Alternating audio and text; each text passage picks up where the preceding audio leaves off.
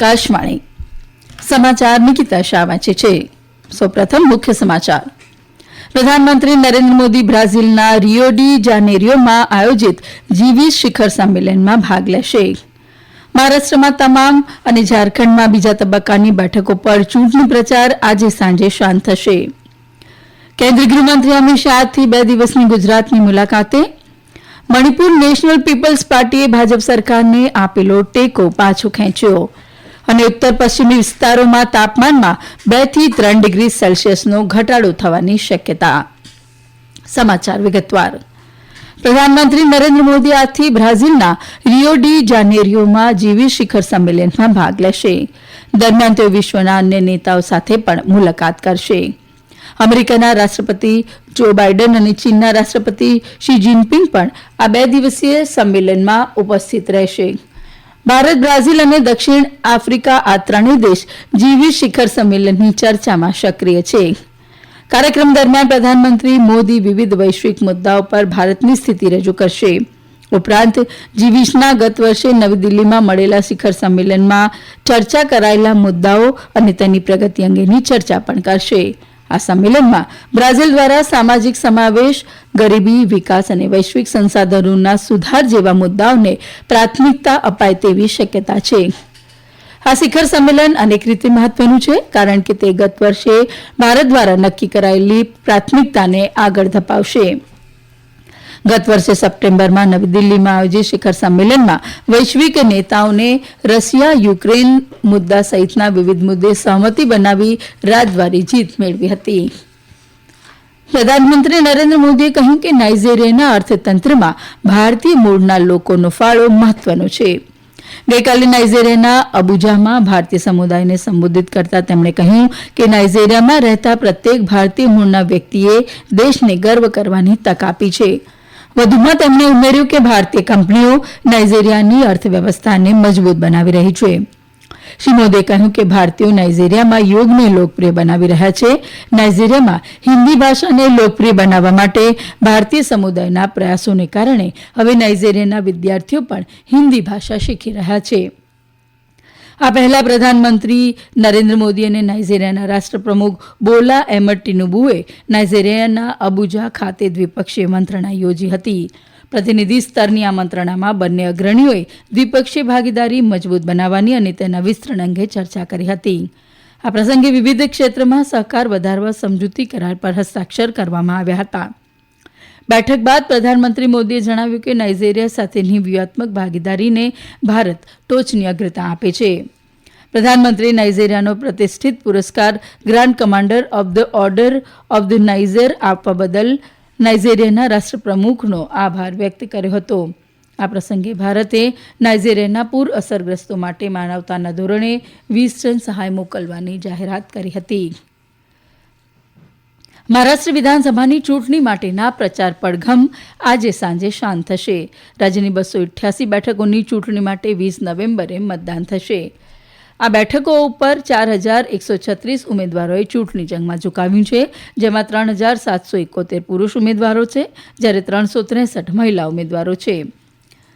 દરમિયાન ચૂંટણી પંચે મહારાષ્ટ્ર અને ઝારખંડ વિધાનસભાના ભાજપ અને કોંગ્રેસની પાઠવેલી નોટિસોનો બંને પક્ષોએ આજ બપોર સુધીમાં જવાબ આપવાનો છે. ચૂંટણી પ્રચાર દરમિયાન આદર્શ આચારસંહિતાના ભંગ બદલ ચૂંટણી પંચે ભાજપના અધ્યક્ષ જેપી નડ્ડા અને કોંગ્રેસ અધ્યક્ષ મલ્લિકાર્જુન ખડગેને અલગ અલગ નોટિસો પાઠવી હતી. દરમિયાન ઝારખંડ વિધાનસભાની બીજા તબક્કાની ચૂંટણી માટેનો પ્રચાર પણ આજે સાંજે પૂરો થશે. બંને રાજ્યોમાં વિવિધ પક્ષના આગેવાનોએ મતદારોને રીઝવવા ચૂંટણી પ્રચાર વેગવાન બનાવ્યો છે. ઝારખંડ વિધાનસભાની 38 બેઠકો માટે બીજા તબક્કામાં 20 નવેમ્બરે મતદાન થશે અને 23મીએ મતગણતરી હાથ ધરાશે. આ તબક્કામાં દુમકા, શિકારીપાડા, દોઓઘર અને લાતીપુરા જેવી મહત્વની બેઠકો સામેલ છે. આજે પ્રચારના અંતિમ દિવસે ઝારખંડ મુક્તિ મોરચાના વરિષ્ઠ નેતા અને મુખ્યમંત્રી હેમંત સોરેન સાહેબગંજ, ગોડા, દુમકા, દેવઘર અને રાંચીમાં ચૂંટણી સભાઓ યોજશે. આ તરફ ભાજપના નેતા અને ઉત્તર પ્રદેશના મુખ્યમંત્રી યોગી આદિત્યનાથ પણ સાહેબગંજ, જામતારા તેમજ દેવઘરમાં ચૂંટણી પ્રચાર કરશે. કેન્દ્રીય મંત્રી શિવરાજસિંહ ચૌહાણ બરીહે, ધનબાદ અને બાકોરમાં રોડ શો યોજશે. ઇન્ડી ગઠબંધન માટે રાષ્ટ્રીય જનતા દળના નેતા તેજસ્વી યાદવ સહિત વિવિધ પક્ષના નેતાઓ આજે મતદારોને રીઝવવાનો અંતિમ પ્રયાસ કરશે. કેન્દ્રીય ગૃહમંત્રી અમિત શાહ આજથી ગુજરાતની મુલાકાતે આવશે. ગાંધીનગરના સાંસદ શ્રી શાહ આજે સાંજે 7 વાગે ઓગણજ પાસેના એક ફાર્મ ખાતે ઘાટલોડિયા વિધાનસભા સ્નેહ મિલન સમારોહમાં ઉપસ્થિત રહેશે. આવતીકાલે રાષ્ટ્રીય રક્ષાશક્તિ યુનિવર્સિટી ખાતે સાયન્સ કોંગ્રેસના કાર્યક્રમમાં હાજરી આપશે. આ સમાચાર આપ આકાશવાણી પરથી સાંભળી રહ્યા છો. આ રાષ્ટ્રીય સમાચાર આપ અમારી YouTube channel AIR news Gujarat પર પણ સાંભળી શકશો. વધુ સમાચાર માટે આપ અમારા એક્સ હેન્ડલ AIR_news_ABAD ને ફોલો કરી શકો છો. મણિપુર નેશનલ પીપલ્સ પાર્ટીએ બિરેન સિંહ સરકારને આપેલું સમર્થન પાછું ખેંચી લીધું છે. નેશનલ પીપલ્સ પાર્ટીના રાષ્ટ્રીય અધ્યક્ષ કોનરાડ સંગમાએ ભારતીય જનતા પક્ષના અધ્યક્ષ JP નડ્ડાને આ વિશે જાણ કરી હતી. મણિપુર વિધાનસભામાં નેશનલ પીપલ્સ પાર્ટીના 7 અને ભારતીય જનતા પક્ષના 32 ધારાસભ્યો છે. હાલ રાજ્યની બિરેનસિંહ સરકારને NPF, જનતા દળ યુનાઇટેડ અને અપક્ષ ઉમેદવારોનું સમર્થન છે. શ્રી સંગમાએ પોતાના પત્રમાં રાજ્યમાં કાયદો અને વ્યવસ્થાની સ્થિતિનો હવાલો આપતા કહ્યું કે રાજ્ય સરકાર વર્તમાન સંકટની સ્થિતિમાં ઉકેલ શોધવામાં તેમજ સ્થિતિને સામાન્ય કરવામાં નિષ્ફળ નીવડી છે. દિલ્હીના પરિવહન મંત્રી અને આમ આદમી પાર્ટીના નેતા કૈલાસ ગેહલોતે પાર્ટીમાંથી રાજીનામું આપ્યું છે. તેમણે આપના સંયોજક અરવિંદ કેજરીવાલને લખેલા પત્રમાં કહ્યું કે પાર્ટી હાલ ગંભીર પડકારોનો સામનો કરી રહી છે. તેમણે આક્ષેપ કર્યો કે રાજકીય મહત્વાકાંક્ષાઓને કારણે નાગરિકો પ્રત્યેની પક્ષની પ્રતિબદ્ધતા ઘટી છે.